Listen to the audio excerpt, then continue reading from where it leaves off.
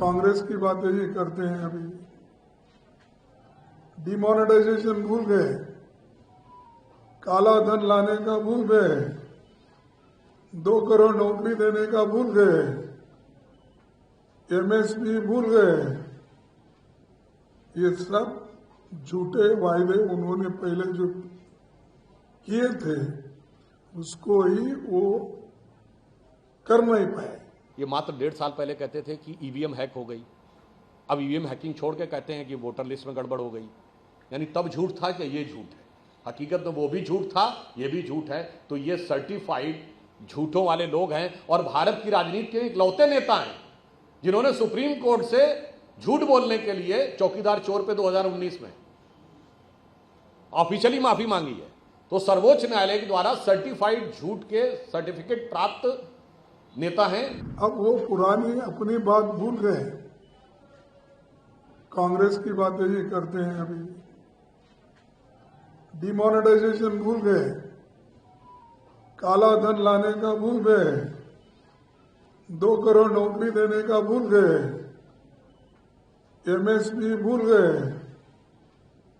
ये सब झूठे वायदे उन्होंने पहले जो किए थे उसको ही वो कर नहीं पाए।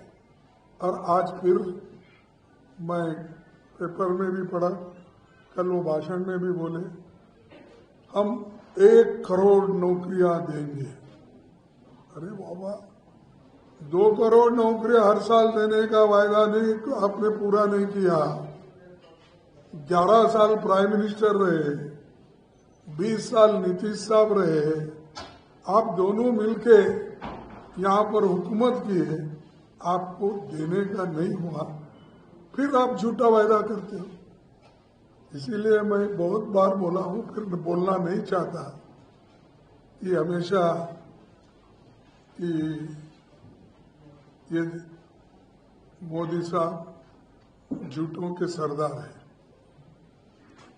तो ये झूठों के सरदार हर जगह जाके झूठ बातें बोल के वोट खींचने का वो सोचते हैं।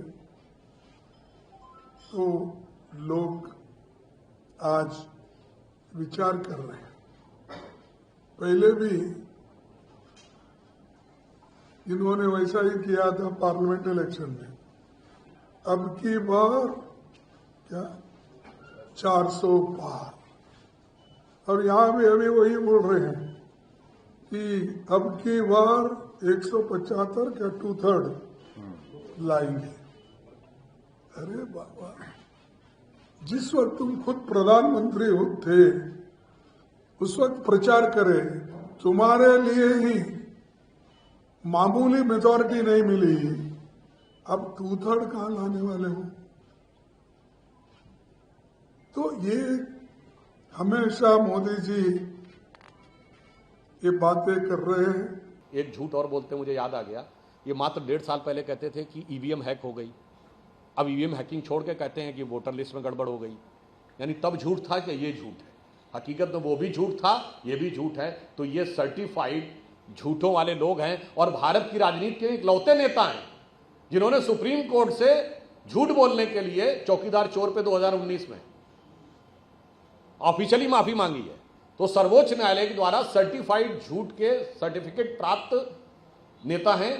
इसलिए मैं कहना चाहता हूं, आज 2 रास्ते हैं, जांचे परखे खरे नीतीश जी और नरेंद्र मोदी जी, तपे तपाए आजमाए नीतीश जी और नरेंद्र मोदी जी। दूसरी तरफ भ्रष्टाचार के आरोपों में जमानत पर और कोर्ट कचहरी के चक्कर काटते 2 भटके हुए नौजवान राहुल जी और तेजस्वी जी। और आप ये भी समझ लीजिए, अभी तो सरकार आई नहीं। जो माननीय प्रधानमंत्री जी ने कहा, क्या दबंगई दिखवाई है राजद ने, जबरई लिखवा लिया कांग्रेस से मुख्यमंत्री पद। तो सोचिए कभी इनकी सत्ता आ जाए तो किससे क्या क्या नहीं लिखवा लेंगे वो इसके बाद। तो मुझे लगता है हम बिहार की जनता को से पूर्ण समर्थन और प्रभावी जनादेश की आशा करते हुए और एक ऐसे गठबंधन जो अंतर विरोधों दरारों से भरा हुआ है उसके प्रति यह पंक्ति कहते हुए समाप्त करता हूं कि इस महागठबंधन में दिखती नहीं किसी को कोई दरार, क्योंकि हर दीवार पर चिपके हैं मोदी विरोध के इश्तेहार। और इस सिरे से उस सिरे तक सब शरीके जुर्म हैं, इस सिरे से उस सिरे तक सब शरीके जुर्म हैं। कोई तो जमानत पर रिहा है और कोई है फरार। इसलिए बिहार की जनता को ये दो बरखुरदार, जो लालू और सोनिया जी के बरखुरदार, इससे बिहार की जनता को रहना है खबरदार। For more of such videos, do like, share and subscribe to ET Now Swadesh.